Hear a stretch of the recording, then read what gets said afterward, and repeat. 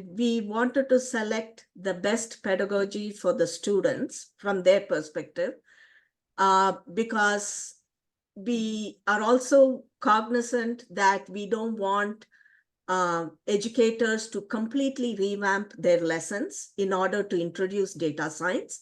So we wanted to keep it in a sweet and small bite-sized pieces. And so to that end, we settled on the pedagogy called POGIL, which stands for Process-Oriented Guided Inquiry Learning. Is there anyone who's familiar with POGIL?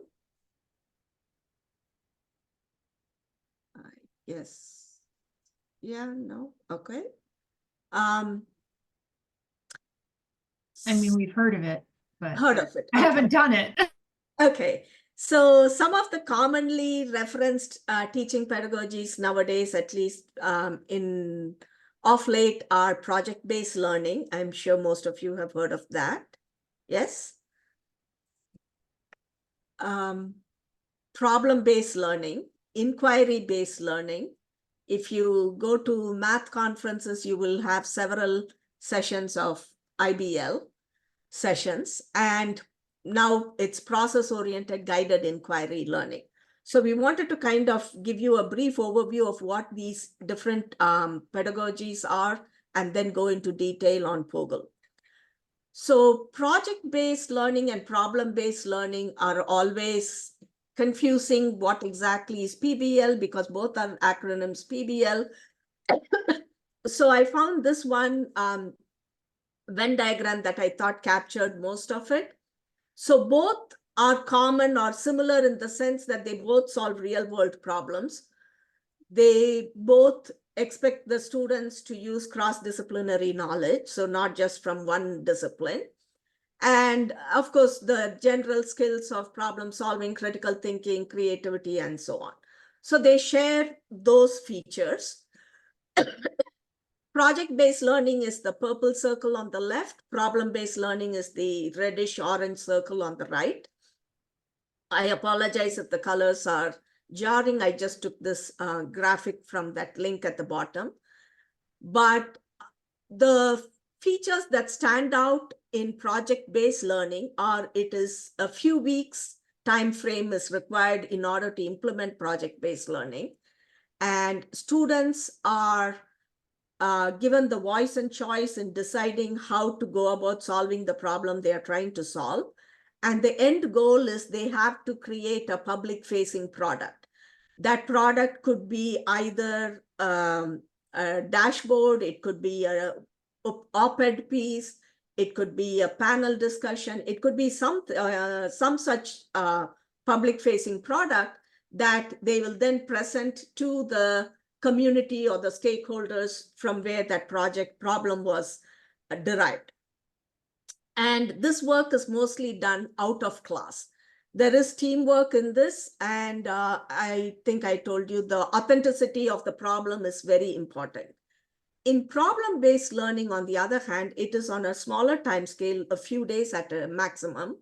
And here the students are given a problem, again, most likely derived from a real world scenario, but it could also be in a little made up situation. The goal here is to get the students to think through the different solutions. They don't have to produce a public facing product. The thought process is what is important. So they are evaluating the merits and demerits of the different approaches and trying to decide which one is the best. But they are not going to create a product. They are not going to present it to a community or to stakeholders or any such outside of their classroom. And this work is mostly done in class. So that is the main difference between problem-based and project-based. So, so in calculus, for instance, if you want them to discover a concept, you may do it through a problem-based learning approach, where you give them some, through some guided instruction, you allow them to discover the concept on their own. Oops. Okay. So in inquiry-based learning, there are 4 different kinds of inquiry or 4 levels of inquiry. In a confirmation inquiry, I know what is the question we are trying to address. I know how to answer that question. I know what the solution is. I'm just repeating everything to make sure that that is indeed the case, that I am also getting that same solution when I follow that procedure to answer that question.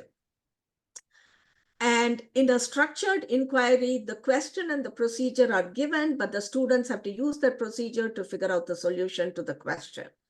In guided inquiry, only the question is given. The students have to figure out how to answer the question and then come up with the solution. And in an open inquiry, nothing is given. So everything is open and we have to figure out everything. And that would be pretty much your true research problems. So in this POGIL, we are using guided inquiry. So POGIL is process-oriented guided inquiry learning.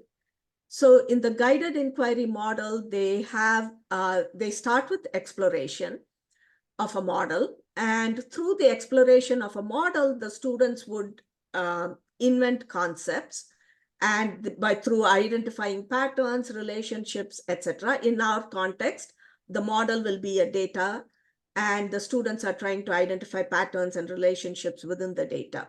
And in the process, they'll also be introduced to vocabulary that is pertinent to that topic. And then they can apply whatever concept they have invented to application in a new situation. And then that would lead to further exploration and the cycle repeats. And the process-oriented nature of this pedagogy is the POGIL group has identified 7 process skills. By the way, POGIL is also an NSF-funded, is an output of an NSF-funded project, and it started with chemistry, and now it's employed in a variety of disciplines. And the 7 process skills that they have highlighted are oral and written communication, teamwork, problem solving, critical thinking, management, information processing, self-assessment, and metacognition. And as you can see, this also shares a lot with PBL and both the PBLs. So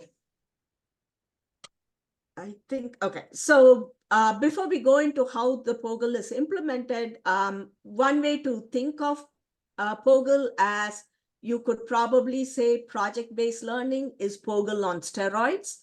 So we basically, for the purposes of our project, where we want to introduce data science to a broader community of students, we decided to go with this smaller version. On timescale wise, it takes only a few days or even just 1 to 2 days to implement the modules that we will be introducing. So that should not disrupt your lesson plans drastically. So the POGIL classroom is flexible. So in order to implement these modules, you don't have to be concerned as to, am I doing it the right way, etc. So each POGIL classroom looks different. The instructor is a facilitator, and the students work in small teams.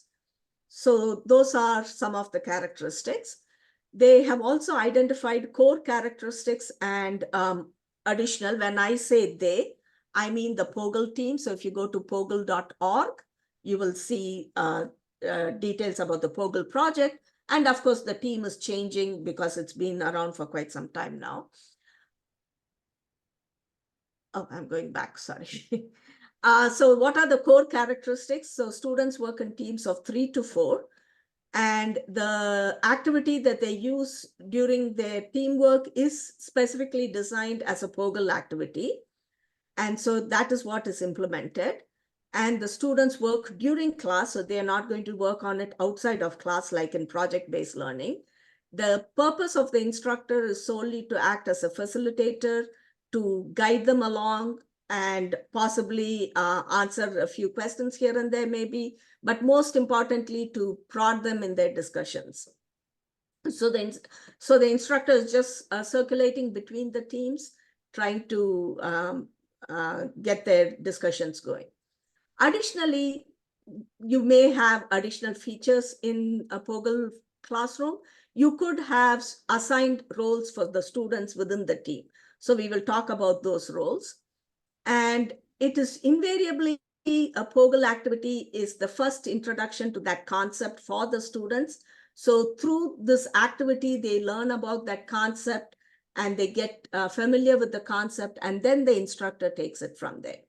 And so since it is usually the first introduction to the topic, we don't expect the students to have done any homework prior to starting working on this activity.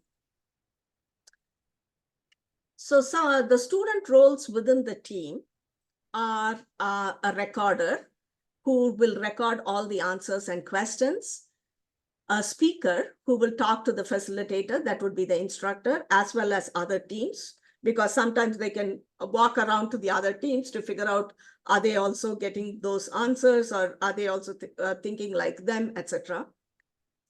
In case of need, a technician to, if there are cards, to handle that, any worksheets, computer software, etc. A manager who will keep the team on task, make sure that they are not digressing too much, keep track of time, and make sure they finish within the allotted time. And a reflector who considers how the team could work and learn more effectively. So the reflector is observing while the team is working as to what mistakes possibly they are making, as in maybe they are digressing too much away from the topic, or maybe they are not allowing some person to participate. So the reflector can keep tabs on those and make sure that everyone gets to participate uniformly in the team activity. So they can assign these roles to the members of the team, and that could be an additional aspect of a POGIL implementation. Just a personal note here, when I have implemented POGIL in my classroom, I have struggled with assigning roles to the students, mainly because the teams, when you have, if you have only 3 in a team, then, and we need everyone participating in full, with full, what shall I call, energy.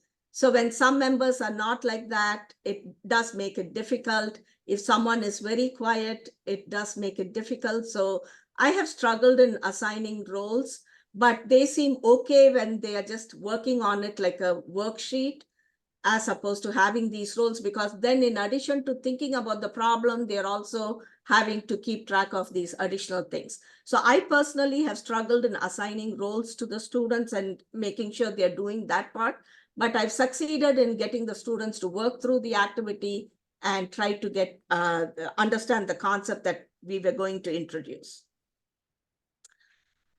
So the types of POGIL activities, they categorize it mainly as a learning cycle activity or an application activity. In a learning cycle activity, the goal is to develop new concepts. So the students are seeing it for the very first time. Or it could be an application activity where they have already been introduced to that concept, but now they are applying it in a new context. Or it could be a mix of the two. So the one we will be using, the POGIL activity we will be doing tomorrow will be more on the learning cycle activity portion of it, assuming you are the student, because as faculty, you do come in with some prior knowledge of data science, etc. But for students, if that's their first intro, then it's more a learning cycle activity, or you could think of it as a mix of the two. So what are the elements of a typical POGIL activity? We have a title for the activity and why are we doing this activity, and some prerequisites, as in, like, I mean, in our case, for instance, the students will need to know how to use CodeApp. So that would be the prerequisite. So it's not on the activity itself that they need to do some prior homework, but they need some other technical skill set. And what the learning objectives are, what is the model? The model in our case would be a data set. It could be a function. It could be a chart. It could be any of those. It could be an essay that you want the students to read and then work through. So that's what they refer to as the model. And then we have guided inquiry questions that will allow the students to do the exploration and concept invention. And then there could be associated exercises and problems. And the students will close out with the closure where they reflect on some of the aspects of the work that they did. And since tomorrow, in the second half of tomorrow's workshop, you will be given time to discuss and possibly come up with designing your own module following this POGIL format. There is a link to some existing POGIL modules. They refer to this as the Tapas Bar, truly awesome POGIL activity showcase. So if you go to that link, you will see that again in this list, not all of them are of the same kind. So there is a lot of variation, even in the ones that they have identified as truly awesome. So that gives you an idea of the flexibility that is allowed or inbuilt into this POGIL framework.